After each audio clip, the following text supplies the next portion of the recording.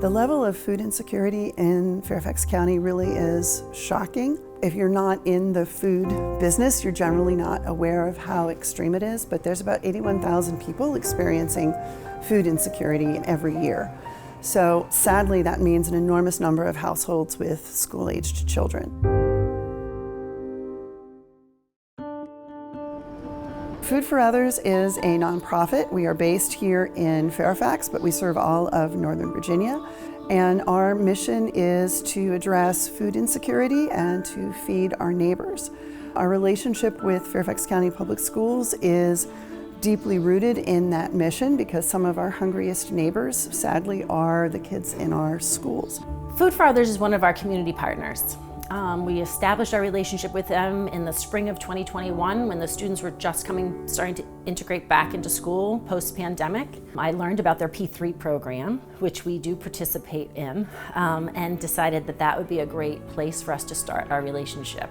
So we call it P3 for short, but that stands for Power Pack Program. It is food for the weekend to give a school-aged child 3 meals a day for Saturday and Sunday, so that they are not coming in malnourished and hungry and at a disadvantage on Monday morning. It came about because a principal saw a line of students at the nurse's office every Monday. And in investigating it, he found out that it was because the kids were coming in hungry and they had stomach aches and headaches. And he was like, how could they learn if they're not set up to learn from lack of food over the weekend?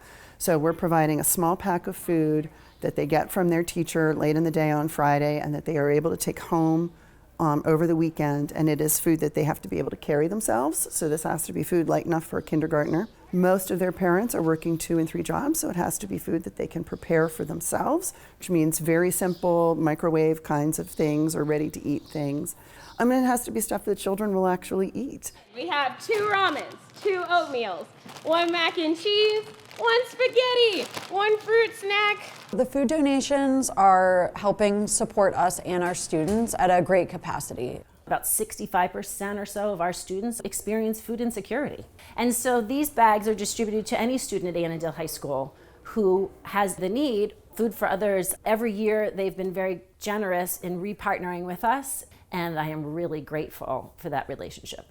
At the time that we're filming this, when I compare our numbers for the last month compared to that month a year ago, we're up over 30% in the terms of the number of people who are needing our food. And the P3 program has grown to 51 schools, and we're just short of 4,000 kids a week that we're feeding. I can't imagine what it's like to be a child and to be hungry and not know where your next meal is coming from. And so we try to present our packs in a respectful manner. They're nice and neat and orderly inside. Whether the child notices it or not, that's beside the point. But if they do, they know that we've thought about them. They know that someone cared enough to assemble it nicely for them.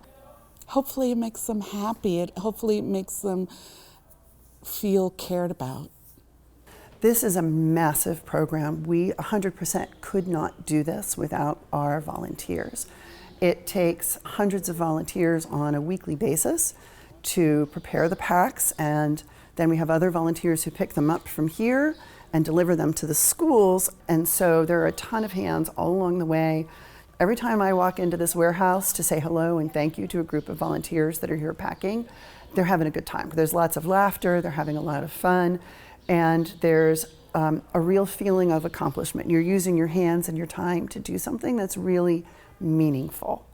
You can donate the food, you can donate the money to buy the food, you can come in and assemble packs. There are tons of ways for people to get volunteered, and volunteers as young as 12 years old. So we are happy to accommodate, scouts and families, youth groups, whatever wants to come in. And of course, corporate groups are wonderful because they tend to come in with a lot of energy. They're very organized, they get a lot done, they have a really good time, and they generally want to come back. So again, it's a win for everybody.